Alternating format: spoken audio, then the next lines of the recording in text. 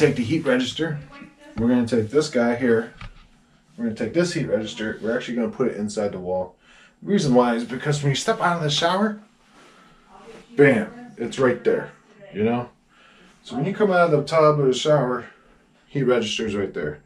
So we're going to put that into the wall. And then the other thing that's weird about this bathroom is that the furnace is on the other side.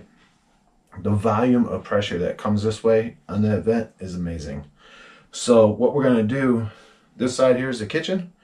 We're actually going to bring in that pipe. We're going to bring it up. We're going to have a 4x12 register right here, wall register. We're going to take and we're going to put a T on it, and we're going to tee it over and make a toe kick in the kitchen. So that way, for any pressure that we don't use in here, it's going to throw it out in the kitchen. Because this room is so hot or really cold, depending on time of year. The furnace is working. Oh. All right, down, down, down. This here is a big project. It's probably the hardest part of this whole bathroom is moving this heat register. But, because we're going to have to open up the concrete. Not going to be easy. First thing we're going to do is we're going to move this outlet here. We're going to get it up as high as we can. This here actually supplies the lights for the bathroom. That's the reason why it's a GFI receptacle. So we're going to take this, we're going to pick it up. Then we're going to cut the 2x4s as big as we can, get as much space as we can, get in there to work. Then we're going to cut this like that. Then we're going to cut probably here and then here and give us enough space to work in for the tools. And that's about it. Once I expose that pipe down here, quit back. Once we get that 6-inch pipe exposed down there, we're gonna take and I'll start reworking it. It's not gonna be fun. It's gonna be a lot of work, but you're gonna see how far away that heat register is, like 5 inches, 4 inches away from the wall. So it's so annoying. I can't stand it. So, but we're gonna move it, get it up out of the way, and then we're gonna tee off into the kitchen. So a lot of work here. It's not easy. Don't recommend this for everyone, but we'll take it step by step. Next thing you know, we'll be done. I love you. My helper.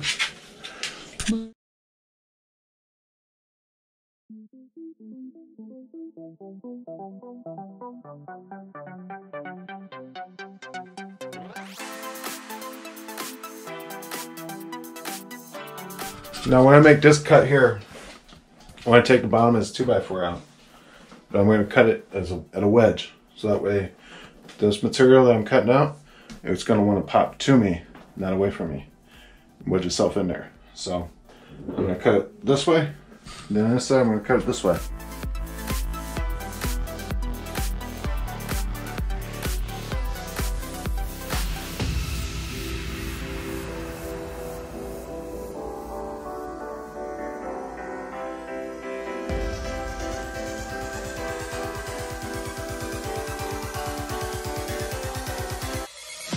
Well, we got that out. Now, like I said, we're going to cut it so that way the material I'm trying to remove pops out. So, bam. Came right up really easy. So now I got a pretty good amount of space that I can get in there and start get to work. Now my next step is to pull these screws out. Now on the other side I got the kitchen, and these are screws that are fastened in the cabinet. Now, those are gotcha screws. If you don't take care of those, they will get you. That's why I call them gotcha. As soon as you get it, they gotcha. Did you get it? That's funny. So,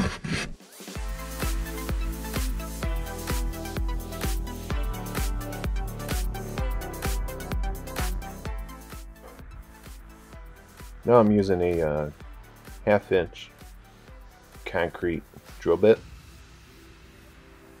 You can use 1/4 inch or whatnot, whatever you got, and I'm just running along the perimeter of the concrete that I want out. So that way when I start working on it, it's like dotted line, and concrete's going to crack right along there. Now I'm going to switch over to a chisel bit for concrete, and I'm just going to work on it slowly. Take your time. You really don't know what's underneath of what you're working on, so you don't want to take any of those bits and drive it all the way through the concrete, and just take it slowly and surely, and you'll get there, because there's going to be a water main, sewer, anything beneath that. If you hit that, it's going to have not going to be easy to fix.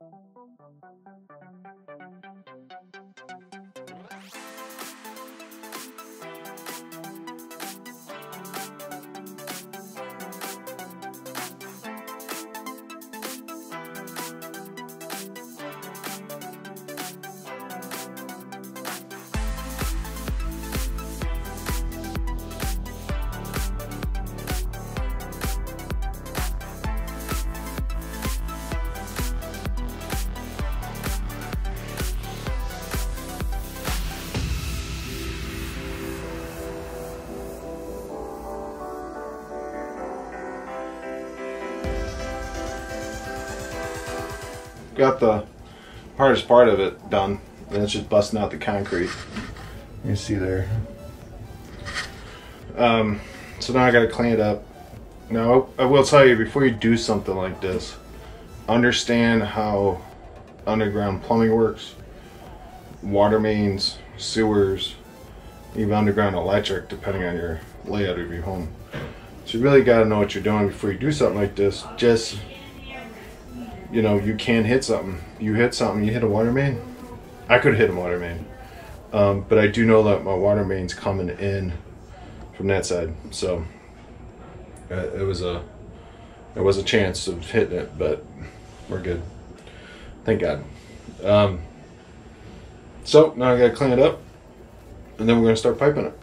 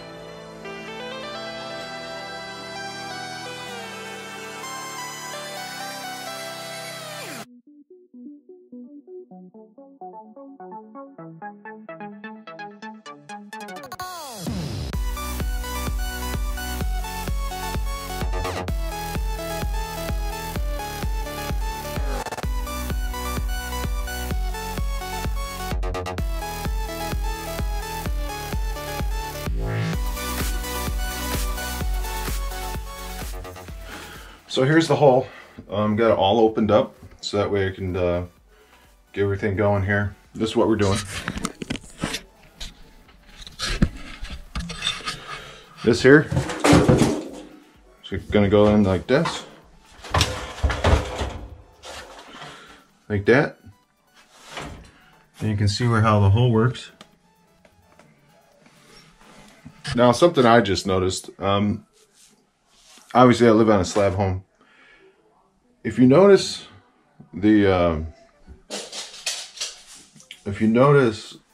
how your concrete's finished around your ductwork, it's generally gonna be not that good.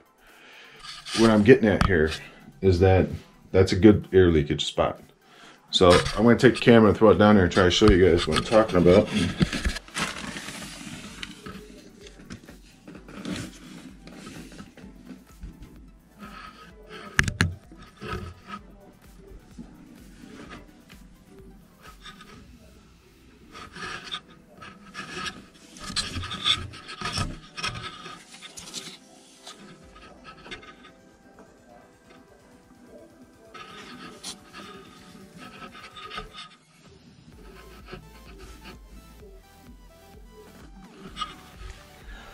So you're just down inside the heat register.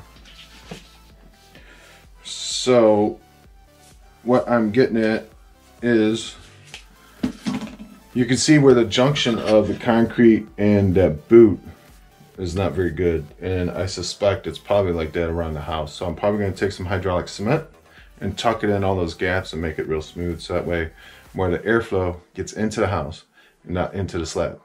Make sense? Because right now, if I put any negative pressure or any resistance on that hole, it's going to push it through the foundation of the home, which is no good. So that's pretty interesting. So I'm probably going to grab that and do that. So hydraulic cement is what we're using for this here. Now what I'm thinking, this here is a type of junction that I'm making, so that's what I'm going to make. The pipe is already in there, so imagine a 6-inch pipe all the way through, but take some hydraulic cement, and I'm going to make this slope right here down in that pipe, so that way the airflow will come up, will come over and up, and that way it goes up that way. So I'm going to pack this side right here with cement. You'll see that in a minute.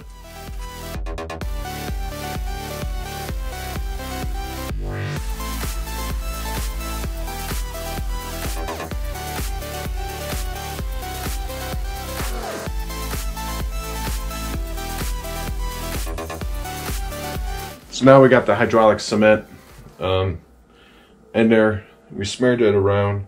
Definitely found some big holes around the junction heat register spot. So like I said, I'm really going to go around my house and do that to all of them, because you're just blowing your furnace air right on top of stone and dirt. So if you ever notice you get that funk on a slab house when you first turn on the furnace in the wintertime, I think that might be part of it. But anyhow, so now I'm going to show you what it looks like after it's all done.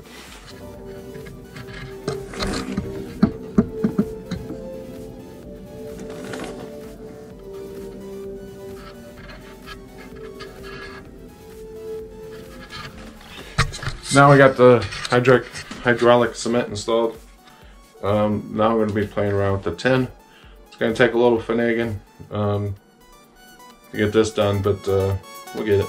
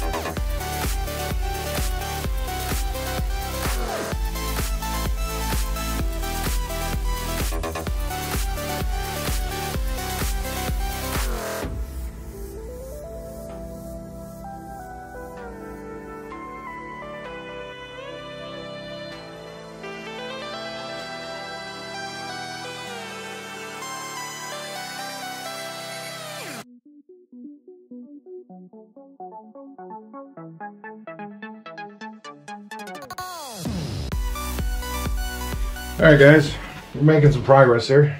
Now, I will tell you this is a lot of work. Kind of technical too. You got 1, 2, 3 different joints there. So, but it's coming out nice. Take a look at it. This here, where's the vent gonna be? Right in the wall. The floor is here. Now I had to cut this flap in here, right here. I had to cut this flap in here so that way I can take this piece, that duct, and slide it into the kitchen. And now I took and I sealed it on the inside. Now I'm gonna take this flap, fold this up, and then push this down. Bada boom, bada bang. You know what I mean? So it's coming out nice. I like it.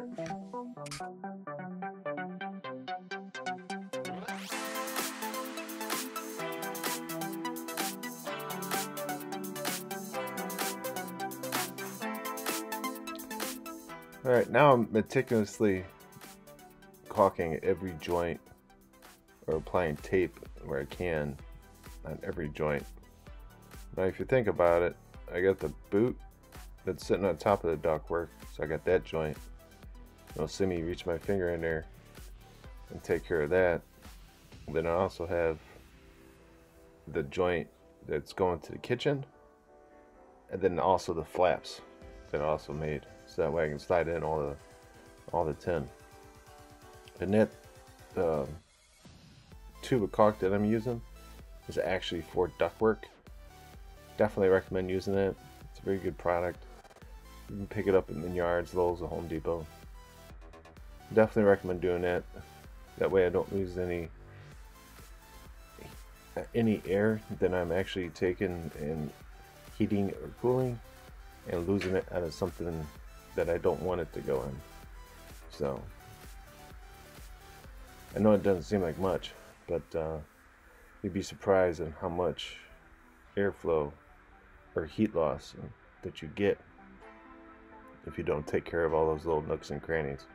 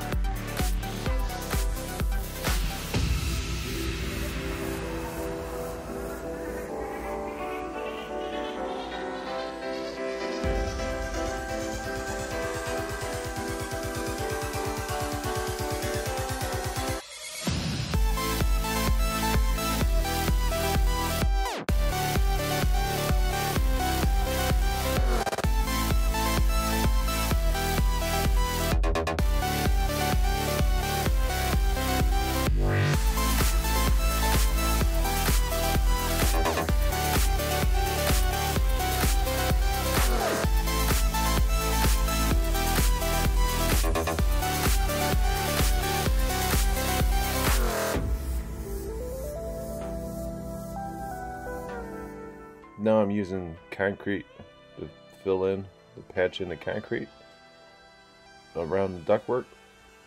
Now you'll notice I'm using a stick. There is a gap in between the ductwork and the back of that concrete. So I'm just taking a stick and working it back there. I also made that batch a little soupy so that way I make sure it walks back there the best I can. And the concrete I'm using is a fast setting concrete. I kind of prefer that, the fast setting concrete over the other, just because it just really does set up a lot much faster.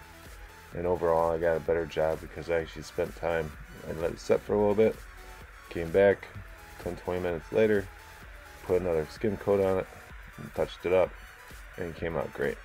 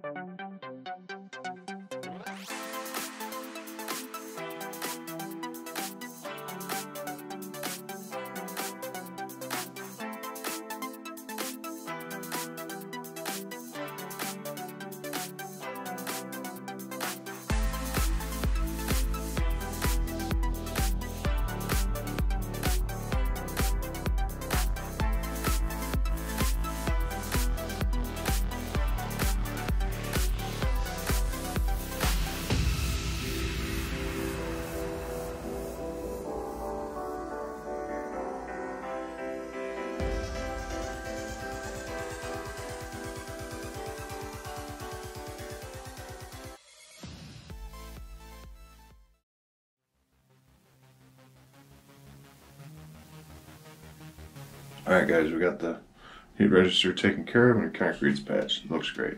Take a look.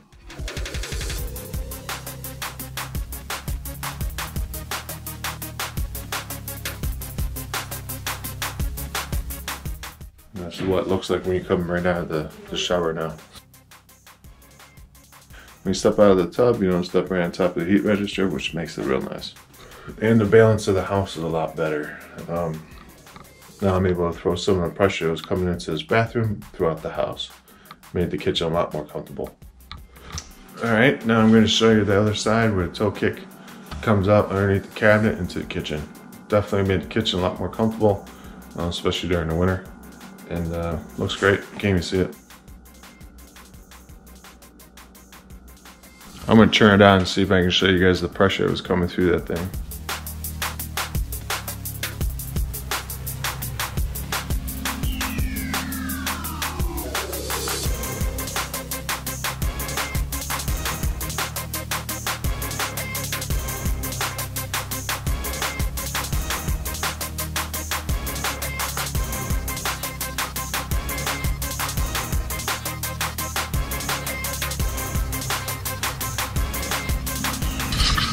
So you can see how much volume of wind or pressure that's coming through that vent. And that's even after another turn or two, which also reduces some of the air pressure as well. But you can see how much it's pushing that paper towel about 5 feet back away from underneath that cabinet. It's a lot of pressure. So, sweet.